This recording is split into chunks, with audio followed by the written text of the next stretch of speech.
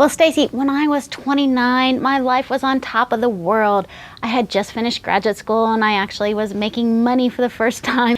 And I had met the man of my dreams on a chairlift, and we had bought a fixer-upper, and we were planning a wedding, and all these things were happening. And then one day I woke up and I was blind in one eye. And I went to the eye doctor, and it turned out I had multiple sclerosis. When you get first diagnosed with something, you go into what I call a health crisis mode, and it spurs you into all kinds of action, hopefully. And it did for me, because what it did for me was I asked that question, how can I be more proactive about the future of my disease, and my own future matters most to me after all. At that time, as Anne mentioned, I was a technical writer and an instructional designer, and also a published journalist. I had been a journalist since '93. But here I was facing this crisis, and of course it was my eye, and I was a writer, and I'm like, what am I going to do? I can't read, I can't write, what am I going to do?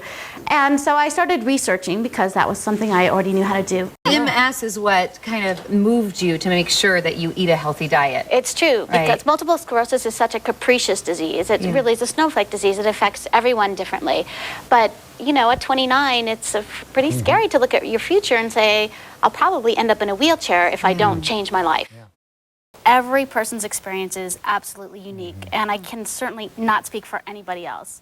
But for me, I've been very fortunate, and I think that my MS has been contained very well because I do eat a healthy diet, and I believe in eating whole foods, and if you get the nutrition that your body needs to function well, then it'll do better. The best way for me to keep myself healthy was to have a healthy diet. And I thought, well, that's great, except for I don't really know what a healthy diet is, and I didn't know how to cook. So I did some more research, and I learned that, well, the best healthy diet you can do for anybody, whether they're sick or not, is to eat whole foods instead of processed foods. And I thought, okay, well, that's great, except for I don't know how to cook. And I certainly don't know how to cook whole foods. We had just recently received a Dutch oven just like this one as a wedding gift. And we had thought, oh, this is such a cute little pot, but we have no idea what to do with it. So we started experimenting around making one-pot meals. I went over to my oven and I turned it on as high as it would go because I was hungry and I wanted to eat more quickly, and nobody had ever taught me the rules of cooking, which can sometimes be helpful when you don't know the rules. So I cranked it up to 450 degrees, and I threw in a fish fillet and some vegetables and some herbs and spices and put the lid on and tossed it in the oven, and in about half an hour it just started to smell heavenly. So we pulled it out, and that just became the way that we ate. Could I find anybody else who had a recipe like mine? And what I found was that no, nobody else had ever published, that I could find, a recipe that uses my technique. So I sat down and I wrote out what I consider to be an instruction manual. How do you do this? My last career was as an instructional designer, which meant that I developed training programs mostly on computer systems for big Fortune 500, mostly telecom companies. So I figured I know how to break down a process into steps. I can do this. And I broke it down into discrete steps, and I wrote out some recipes, and I made a little homemade book, and I started handing it out as a wedding gift with a little Dutch oven. Little book of recipes and instructions and a Dutch oven. And I thought this was great, and I got back tremendous feedback. I think I went to 30 weddings that year. It was a lot. But I kept getting great feedback, so I thought, well, okay, well, maybe I could actually publish a book. So I developed it further into a manuscript, and I started shopping it around, and I spent 5 years looking for an agent and a publisher. And at the end of 5 years, I had a stack of rejection letters that all said pretty much the same thing. It's a great idea, it's a good manuscript, but no one knows who you are, and nobody buys cookbooks from a nobody. She's the author of glorious one-pot meals. I'm with Elizabeth Yarnell this morning. Good morning. Good morning, Kara. All right, so one-pot meals means a lot less cleanup. Yes. Hey, but really healthy too are the meals that you Really make in healthy. this book. Not only less cleanup, but way less preparation. Really? It is so easy to do this, and this is a method actually that I invented and patented, so it's totally new and different. Nobody's ever done it before.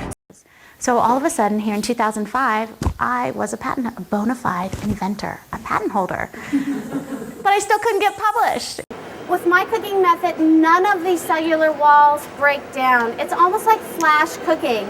It happens very, very quickly.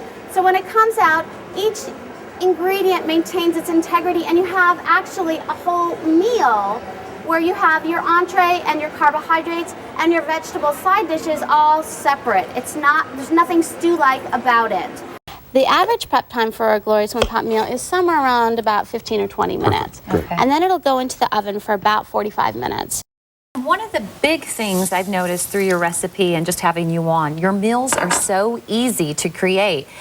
Does that help? I mean, I would imagine that's a big plus since you're suffering from MS. It is, and in fact, one of the big reasons why I created this method of cooking was to combat my own fatigue. I knew I needed to eat healthily, but I didn't want to spend hours in the kitchen preparing whole foods, and I certainly didn't want to spend, hours cleaning up afterwards. Right. So that's a big plus for these recipes.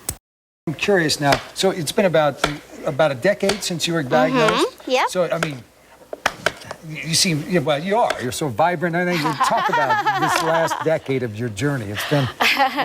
You just talked about it. You've turned these lemons into lemonade. Well, I am healthier now than I've ever been. I've had MS now for 10 years. I have not had a problem since 2002. And I have never felt healthier, happier, in better shape, more energetic. And I know a lot of it has to do with how I've been eating. And now that I've been eating now for 10 years, healthy foods, whole foods, trying to eliminate all the toxins from our environment that go into my body, that go on my body, I can tell the difference. I don't feel 40. If anybody would have told me at 40 I would feel the best in my life, I would have laughed at them.